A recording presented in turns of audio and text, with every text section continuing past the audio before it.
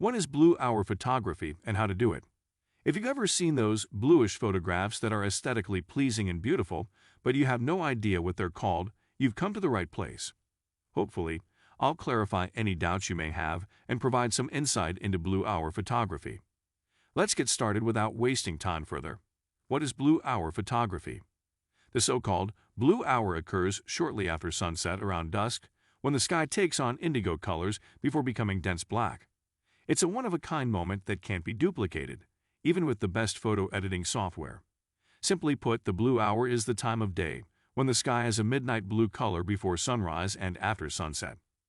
Just like with golden hour, despite both being called hours, they don't last an hour. It mostly depends on the time zone, weather conditions, etc. However, its average length should go from 20 minutes up to 40 minutes. Blue hour photography vs. golden hour photography. The golden hour occurs between sunrise and sunset when the sun is low on the horizon and casts a warm orangish glow. The blue hour occurs immediately before sunrise and just after sunset when the sun is slightly below the horizon, resulting in cooler bluish tones. There is no denying that both hours are amazing and stunning, yet for unknown reasons, the golden hour is more popular among people in general. Blue hour, on the other hand, is underappreciated and, in my opinion, more attractive than a golden hour. Unlike sunrise and sunset, when you can capture a wide spectrum of colors, pictures taken during blue hour have pretty much the same tone. At the correct times of day, even bright subjects like trees in the spring season take on a blue tone. That's simply my opinion. Regardless of the choice you choose, both golden hour and blue hour deliver breathtaking images. What kind of photos should you take during blue hour? While this is a question that might cross your mind, you should not feel limited, or say you should not limit your creativity when taking blue hour photography. Blue hour is beautiful in general, so don't allow your preferred genre to keep you from enjoying some ethereal blue light. You may capture dramatic city scenes or architectural photographs with long exposures. By combining flash and natural light, you may even create blue hour portraits. However, a landscape with the sky plainly visible is a perfect way to get the most out of blue hour photography. Camera equipment. You can't just go out and wait for a blue hour with your out-of-the-box camera. It is not that easy. There's more to it than that. Prior, you'll need to tweak some settings and use additional equipment. In photography, when most of your images come in the same color, which is blue in this case, it is quite hard to find the right exposure. Not only that, but the lack of light can seriously interfere with your camera settings and end up ruining everything. First thing first, make sure you have the right camera. If you don't, you might want to take a look at some of the cameras I mentioned. They are excellent night photography performers that will also work wonders for blue hour photography.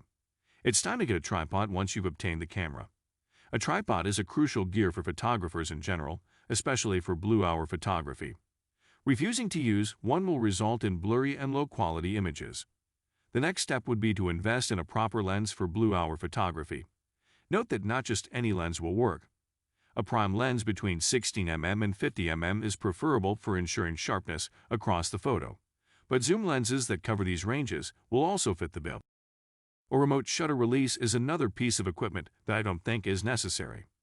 When using a remote shutter release, you won't have to touch the camera to take a picture. Just like the tripod, it decreases the camera shakes. Even if you don't have one, you may use your camera's timer to get the job done. When you click the shutter button, the camera will wait a few seconds before taking a picture. When shooting during the blue hour, you can also employ a variety of filters.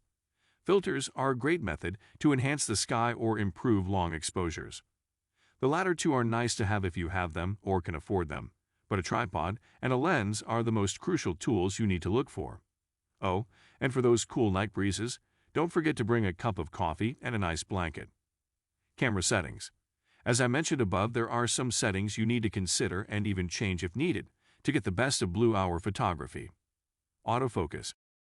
Focus is important when shooting images in general. However, you may struggle a little with blue hour photography, and that's due to a lack of light or simply the dark background. To avoid this, look for a bright object that your camera can lock onto, such as a well-lit structure or perhaps the moon. You can also use the camera's flash or an additional speedlight, but do this one only if you need to photograph very close subjects during blue hour. On the other hand, manual focus will be the last resort if everything else fails. Shutter speed. As I just stated, the sky becomes relatively dark, demanding a long shutter speed to achieve a nice exposure. You'll also want a narrow aperture, which will bring the entire frame into sharp focus. Most likely, you'll push your camera's shutter speed to 30 seconds or whatever the maximum setting is. A great tip for extra long exposures would be combining a remote shutter release with the camera's bulb mode. Bulb mode is an exposure setting on your camera that lets you hold your shutter open for as long as you wish. ISO. The sensitivity of your camera to light is measured by ISO. A lower ISO value implies that the camera is less sensitive to light, whereas a higher ISO number indicates that the camera is more sensitive to light. Set the ISO to its default value, which is usually ISO 100. Rather than enhancing your photo using ISO, your goal is to collect as much light as possible using shutter speed and aperture. RAW. While this doesn't seem important, it actually is for post-processing. A RAW file can be thought of as the raw ingredients of a picture that must be edited to get the full potential of the picture. It doesn't mean that JPEG format is bad. It's just that you are limited in the editing process with it. On the other hand, with RAW formats you have big freedom to adjust things like shadows and color vibrance. Frequently asked questions.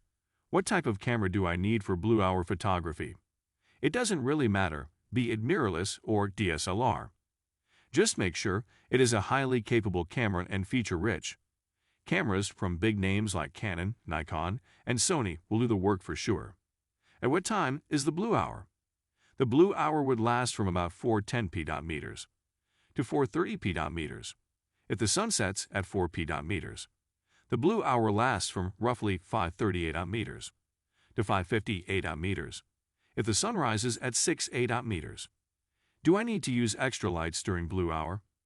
I wouldn't say it's necessary unless the environment is extremely gloomy and some light is required. Furthermore, using extra lights will feed your creativity. Some extra light to give a random image a really lovely touch. You will undoubtedly be pleased with the results if you are ready to get out there and capture this wonderful blue hour.